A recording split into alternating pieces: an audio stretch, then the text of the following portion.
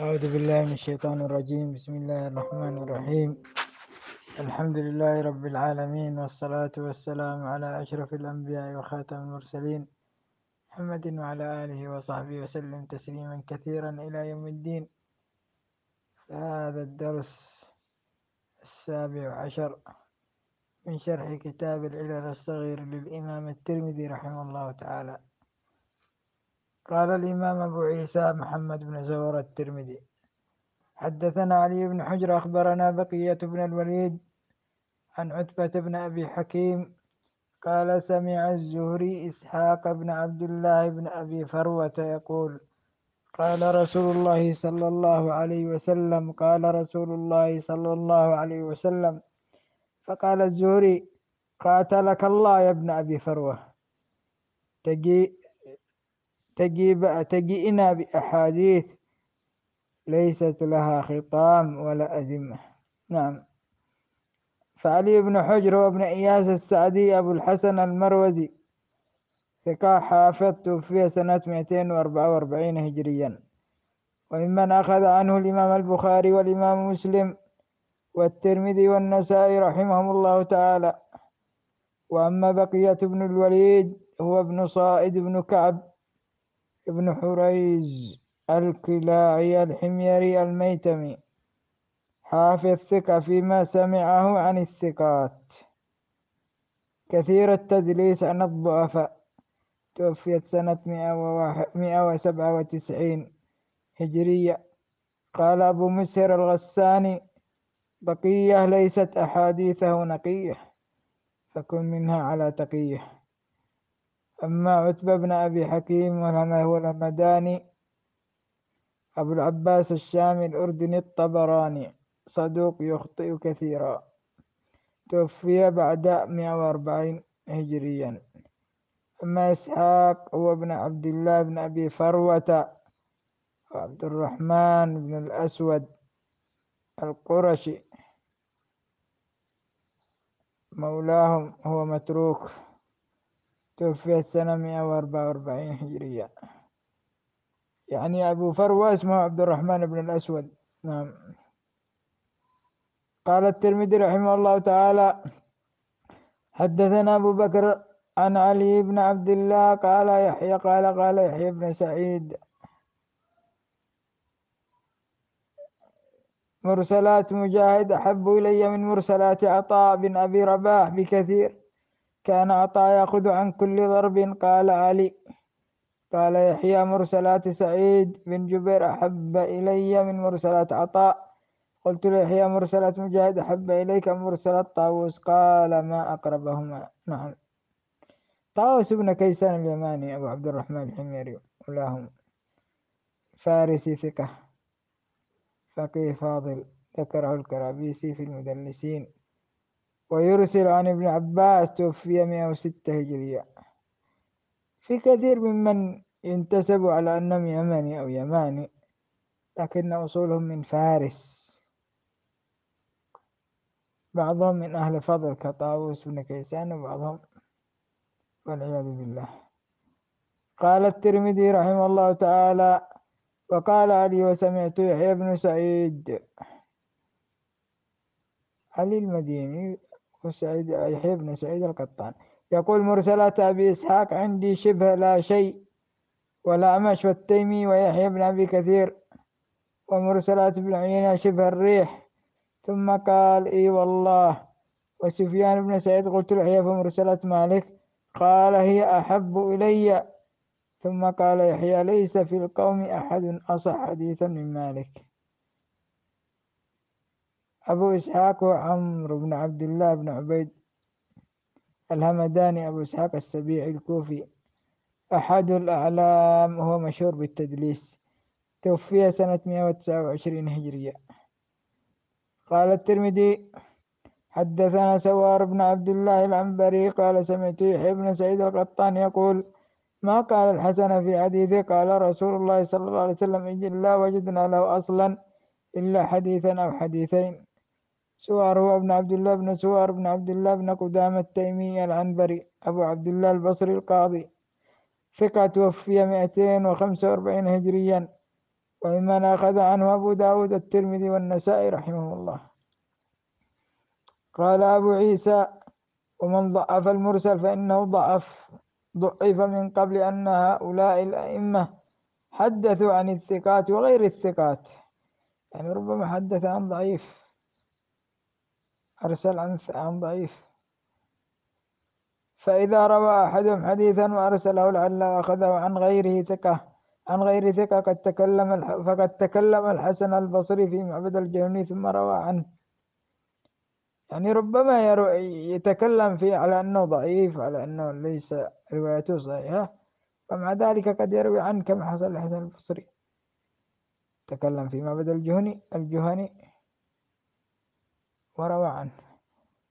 معبد بن عبد الله بن خالد الجهني القدري البصري، ويقال ابن عبد الله بن عكيم، ويقال ابن عبد الله بن عويمر، صدوق وهو مبتدع، وهو أول من حضر القدر بالبصرة. جاء عن يونس بن عبيد قال: أدركت الحسن وهو يعيب قول معبد يقول: هو ضال مضل. قال: ثم تلطف له معبد فألقى في نفسه ما ألقى، يعني معنى ذلك كان يحذر منه ثم تكلم فيه بكلام حسن، والله أعلم. قال الترمذي: حدثنا بشر بن معاذ البصري حدثنا مرحوم بن عبد العزيز العطار قال: حدثني أبي وعمي قال: سمعنا الحسن يقول: إياكم ومعبد الجهني فإنه ضال مضل. نعم، هذا في بداية أمره كان يحذر من بدعته. فبشر بن معاذ والعقدي أبو سهل البصري الضرير، صدوق ممن أخذ عنه الترمذي والنسائي وابن ماجه، توفي سنة 240 رحمه الله. ومرحوم هو ابن عبد العزيز بن مهران العطار القرشي الأموي أبو محمد، ويقال أبو عبد الله البصري مولى آل معاوية، ثقة، توفي سنة 188 هجريا. أما أبو مرحوم هو عبد العزيز بن مهران البصري مولى آل معاوية بن أبي سفيان، هو مقبول. أما مرحوم هو عبد الحميد بن مهران. نعم. قال أبو عيسى: ويروى عن الشعبي حدثنا الحارث الأعور وكان كذابا. قال: وكان كذابا، وقد حدث عنه وأكثر الفرائض التي تروونها عن علي وغيره هي عنه. وقد قال الشعبي: الحارث الأعور علمني الفرائض وكان من أفرض الناس، ومع ذلك كان كذاب. الحارث ابن عبد الله الأعور الهمداني الحوتي، عجيب، فهذا مما ابتلى به أهل اليمن، نسأل الله أن يكفينا شرهم. بس ذكر ابن حجر الحوتي بالتاء. وهؤلاء الذين الآن في بلادنا أعاثوا الفتن يقال عنهم الحوثي بالثاء المثلثة، أما هذا الحوتي. أبو زهير الكوفي صاحب علي في حديثه ضعف، كذبه الشعبي في رأيه ورمي بالرفض. هم غلبهم في هذا الزمان الحوثة رافضة 12، كفانا الله شرهم وشر هذه العصابة التي ابتلت به اليمن وابتلى به الدول الإسلامية. قال الترمذي: وسمعت محمد بن بشار يقول: سمعت عبد الرحمن بن مهدي يقول: ألا تعجبون من سفيان بن عيينة لقد تركت لجابر الجعفي بقوله لما حكى عنه أكثر من 1000 حديث ثم هو يحدث عنه. قال محمد البشار: وترك عبد الرحمن ابن مهدي حديث جابر الجعفي، وقد احتج بعض أهل العلم بالمرسل أيضا. نعم. أما محمد بن بشار وابن عثمان العبدي الكوفي البصري وبندار وهو الحافظ، توفي سنة 167 هجريا، من أخذ عنه الجماعة أصحاب السنن وأصحاب الصحيحين رضي الله عنهم رحمه الله تعالى. قال الترمذي: حدثنا أبو عبيدة بن أبي السفر الكوفي حدثنا سعيد بن عامر عن شعبة عن سليمان الأعمش قال قلت لإبراهيم النخعي أسند لي عن عبد الله بن مسعود فقال إبراهيم إذا حدثتك عن رجل عن عبد الله فهو الذي سميت، وإذا قلت قال عبد الله فهو عن غير واحد عن عبد الله. نعم. أما عبيدة بن أبي السفر وأبو عبيدة بن عبد الله بن محمد بن عبد الله بن أبي السفر سعيد بن يحمد الهمداني أبو عبيدة الكوفي صدوقهم، وممن أخذ عنه الترمذي والنسائي وابن ماجه. وأما سعيد بن عامر الضبعي أبو محمد البصري يقال مولى عجيف أحد الأعلام ربما يهم. نعم. توفي سنة 208 هجريا. نعم. أما الآن سنذكر ما تكلم به ابن رجب في هذا الباب، لعل المجلس يطول لكن سنجعله في درسين عن عن تكلمه عن المرسل.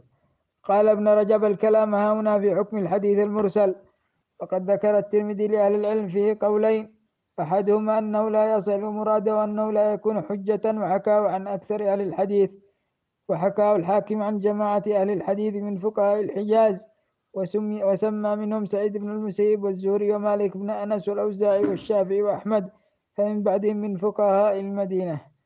وفي حكاية عن أكثر من سماه نظر، ولا يصح عن أحد منهم الطعن في المراسيل عموما ولكن في بعضها. وأسند الترمذي قول الزهري لإسحاق بن أبي فروة قاتلك الله تجيئنا بأحاديث ليس لها خطم ولا أزمة يريد لا أسانيد لها، وهذا دم لمن يرسل الحديث ولا يسنده. وروى سلمة بن العيار عمن سمع الزهري يقول ما هذه الأحاديث التي يأتون بها ليسها خطم ولا أزمة، يعني الأسانيد. تفاوت درجات المراسيل وأسباب ذلك. ذكر الترمذي أيضا، قال ابن رجب ذكر الترمذي أيضا كلام يحيى بن سعيد القطان في أن بعض المرسلات أضعف من بعض. نعم. ومضمون ما ذكره عنه تضعيف مرسلات عطاء وأبي إسحاق والمش والتيمي ويحيى بن أبي كثير والثوري وابن عيينة، وأن مرسلات مجاهد وطاووس وسعيد بن المسيب ومالك أحب إليه منها. وقد أشار إلى علة ذلك بأن عطاء كان يأخذ عن كل ضرب، يعني أنه كان يأخذ عن الضعفاء ولا ينتقي الرجال. هذه العلة مضطردة في أبي إسحاق والأعمش والتيمي ويحيى بن أبي كثير والثوري وابن عيينة، فإن عرف منهم الرواية عن الضعفاء أيضا. وأما مجاهد وطاووس وسعيد بن المسيب ومالك فأكثر تحريا في روايتهم انتقاد لمن يروون عنه، مع أن يحيى بن سعيد صرح بأن الكل ضعيف. قال ابن أبي حاتم حدثنا صالح بن أحمد بن حنبل قال حدثنا علي بن المديني قال قلت ليحيى سعيد بن المسيب عن أبي بكر قال ذلك شبه الريح، يعني من المرسلات عن أبي بكر الصديق. قال وسمعت يحيى يقول مالك عن سعيد بن المسيب أحب إليه من سفيان عن إبراهيم. قال يحيى وكل ضعيف. قال وسمعت يحيى يقول سفيان عن إبراهيم شبه لا شيء، لأنه لو كان فيه إسناد صح به أو صرح به. وقال يحيى أما مجاهد عن علي فليس بها بأس، قد أسند عن ابن أبي ليلى عن علي. وأما عطاء يعني عن علي فأخاف أن يكون من كتاب. قال وسمعت يحيى يقول مرسلات بن أبي خالد ليس بشيء، مرسلات عمرو بن دينار أحب إلي. قال وسمعت يحيى يقول مرسلات معاوية بن قرة أحب إلي من مرسلات زيد بن أسلم.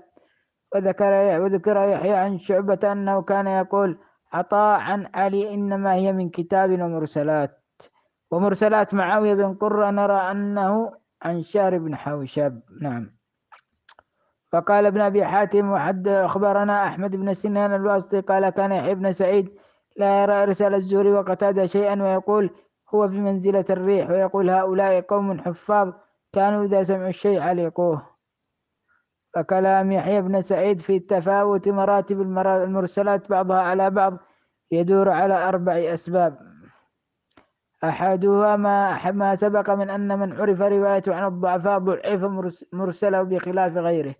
والثاني من عرف له إسناد صحيح إلى من أرسل عنه فإرساله خير ممن لم يعرف ذلك. وهذا معنى قوله مجاهد عن علي ليس به بأس. قد أسند عن ابن أبي ليلى عن علي. نعم. والثالث أن من قوى حفظه يحفظ كل ما يسمعه ويثبت في قلبه ويكون فيما لا يجوز الاعتماد عليه بخلاف من لم يكن له قوة الحفظ. ولهذا كان سفيان إذا مر بأحد يتغنى بسد أذنيه حتى لا يدخل إلى قلبه ما يسمع منه فيقر فيه. نعم. وقد أنكره مرة يحيى بن معين عن علي بن عاصم حديثا فقال ليس هذا من حديثك إنما ذكرت به فوقع في قلبك فظننت أنك سمعته ولم تسمعه وليس هو من حديثك. فقال الحسين بن حريث سمعت وكيعا يقول لا ينظر رجلا في كتاب لم يسمعه لا يأمن أن يعلق قلبه منه. وقال الحسين بن الحسن المروزي سمعت عبد الرحمن بن مهدي يقول كنت عند أبي عوانة فحدثت بحديث عن الأعمش فقلت ليس هذا من حديثك. قال بلى قلت لا قال يا سلامة هات الدرج فأخرجته فنظرت فإذا ليس الحديث فيه ليس من حديثه. فقال صدقت يا أبا سعيد فمن أين أتيت؟ قال ذكرت به وأنت شاب فظننت أنك سمعته. نعم. الرابع أن الحفاظ إذا روى عنه عن لا الرابع أن الحافظ إذا روى علقه لا يكاد يترك اسمه. نعم في خطأ مطبعي. قال الرابع أن الحافظ إذا روى عنه لا يكاد يترك اسمه بل يسميه فإذا ترك اسم الراوي دل إبهامه على أنه غير مرضي. وقد كان يفعل ذلك الثوري وغيره كثيرا يكنون عن الضعيف ولا يسمون بل يقولون عن رجل. وهذا معنى قول القطان لو كان في إسناد لصرح مكتوب لصاح لكنه لصرح به لصاح به يمكن لصاح به لو كان في إسناد لصاح به يعني لو كان أخذه من ثقة لسمى وعلن باسمه. صح. وخرج البيهقي من طريق أبي قدامة السرخسي قال سمعت ابن سعيد يقول مرسل الزهري شر من مرسل غيره لأنه حافظ كل ما يقدر أن يسمي سمى وإنما يترك من لا يستجيز أن يسميه. فقال يحيى بن معين مراسيل الزهري ليس بشيء. عجيب. فقال الشافعي إرسال الزهري عندنا ليس بشيء وذلك أن نجد يروي عن سليمان بن أرقم. وقد روي أيضا تضعيف مراسيل الزهري عن يحيى بن سعيد وأن أحمد بن صالح المصري أنكر عليه ذلك من وجه لا يثبت. نعم. الكلام في مراسيل الحسن البصري. ففي كلام ترى الترمذي ما يقتضي تضعيفا مع مراسيل الشعبي فإنه ذكر أن الحسن ضعف معبدا ثم روى عنه أن الشعبي كذب جابر الجعفي ثم روى عنه فتضعف مراسيلهما حينئذ. وأما ذكره عن يحيى القطان أن مراسيل الحسن وجد لها أصلا إلا حديثا أو حديثين يدل على أن مراسيله جيدة. وقال ابن عدي سمعت الحسن بن عثمان يقول سمعت أبا زرع الرازي يقول كان شيء يقول كل شيء قال الحسن قال رسول الله صلى الله عليه وسلم وجدت له أصلا ثابتا ما خلا 4 أحاديث. وخرج عبد الغني بن سعيد نعم من طريق نصر بن مرزوق وسلمة بن مكتل قال سمعنا الخصيب بن ناصع يقول كان الحسن إذا حدثه رجل واحد عن النبي صلى الله عليه وسلم بحديث ذكره فإذا حدث 4 بحديث عن النبي صلى الله عليه وسلم ألقاها وقال قال رسول الله صلى الله عليه وسلم. نعم. قال سلام بن مكتل المصري ذكره ابن يونس. والخطيب بن ناصح مصري أيضا متأخر لم يدرك الحسن، إنما يروي عن خالد بن خداش، ونحوه يروي أيضا عن عبد الرحمن بن عبد الله بن عبد الحكم. وقال محمد بن أحمد بن محمد بن أبي بكر القدامي سمعت علي بن المديني يقول مرسلات الحسن البصري التي رواها عنه الثقات صحاح وما أقل ما يسقط منها. وقال ابن عبد البر روى عباد بن منصور سمعت الحسن قال ما حدثني به رجلان قلت قال رسول الله صلى الله عليه وسلم. وروى محمد بن موسى الخرشي عن ثمامة بن عبيدة حدثنا عطية بن محارب عن يونس قال سألت الحسن قلت يا أبا سعيد إنك تقول قال رسول الله صلى الله عليه وسلم ولم تدركه قال كل شيء سمعت أقوله قال رسول الله صلى الله عليه وسلم. فهو عن علي بن أبي طالب غير أني في زمان لا أستطيع أن أذكر عليا وكان في عمل الحجاج. نعم، وهذا إسناد ضعيف لم يثبت للحسن سماع من علي. وذكر البخاري في تاريخه قال الهيثم بن عبيد الصيد حدثني أبي قال رجل للحسن إنك لا تحدثنا قال النبي صلى الله عليه وسلم فلو كنت تسند لنا قال والله ما كذبناك ولا كذبنا لقد غزوت إلى خراسان غزوة معنا فيها 300 من أصحاب النبي صلى الله عليه وسلم، يعني روى عنهم. وهذا يدل على أن مراسيل الحسن أكثر عن الصحابة وضعف آخرون مراسيل الحسن. نعم. وروى حماد عن ابن عون عن ابن سيرين قال كان ها هنا 3 يصدقون كل من حدثهم، وذكر الحسن وأبو العالية ورجلا آخر. قال وروى جرير عن رجل عن عاصم الأحوال عن ابن سيرين قال لا تحدثني عن الحسن ولا عن أبي العالية فإنهما لا يباليان عمن أخذ الحديث.